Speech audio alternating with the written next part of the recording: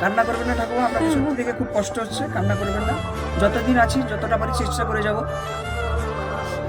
শুধু একটু আশীর্বাদ করুন যে আমরা যে কাজগুলো করছি আপনাদের উদ্দেশ্যে। তোমানে ভালো থাকো গো, তোমানে নাই রইলে আমানে কি করবো গো, আমানে মরে আমানে মরে ভাই কত আগে আমি মরি 30 খাই অসুখে, কত লোক আমাকে।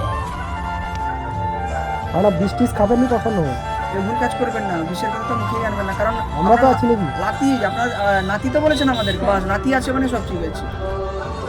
আমরা আছি যতদিন আছি যতটা পারি চেষ্টা করার আজ 5 চেষ্টা বছর করি। অসুখে ভোগ করিনি, একবার কিছু ছিল নি, কানে আগেও করিয়েছিল।